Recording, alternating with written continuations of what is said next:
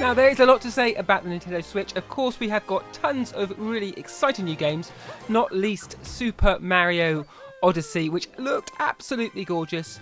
Seeing Mario running, jumping and stomping through real-world environments isn't necessarily what fans of the Plumber wanted for the next instalment, but I think we had similar worries and criticisms when they took Mario from 2D to 3D in Mario 64.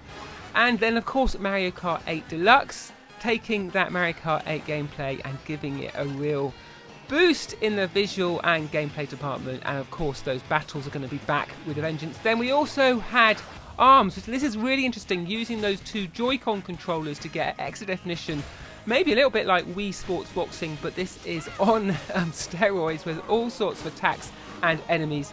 And then you've got those Joy-Con controllers themselves, which clip together to create a normal style gamepad, or clip to the sides of the tablet to control it on the go. But interestingly here, you can see some of the features that have come across from other consoles. There's a Kinect-like scanner at the front, which seems to blast out infrared and then read it back, so it can recognise the shape of objects in front of it. Of course, you can split it and play 2 players, and it has high-definition haptic feedback. Now, for me, if we just had Nintendo Switch Wii Sports Table Tennis, that would be my year made. I absolutely love that game back in Wii Sports Resort, and bringing it back would be well worth it. But the best feature of the Nintendo Switch for families is one that no one really is talking about. The parental controls on the Switch are head and shoulders above any other system, and in fact bringing back some of the features that we used to enjoy on the Xbox 360 that never made it to the Xbox One. So if you want to, you can set up a certain amount of restricted time limit for the gameplay on the system in each day.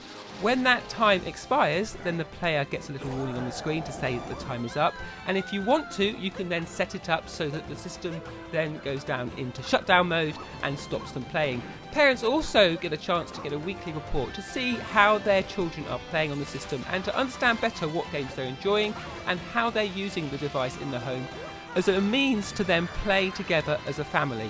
So for my money, this is a real killer feature on the Nintendo Switch, and shows some forethought and good execution from Nintendo over and above what's currently on offer on either Xbox or PlayStation. So there you go, that's my thoughts on Nintendo Switch for families and for parents. Let us know what you think in the comments below, and if you subscribe to this video, click the bell, you'll know when we've got more content up on Nintendo Switch and other consoles.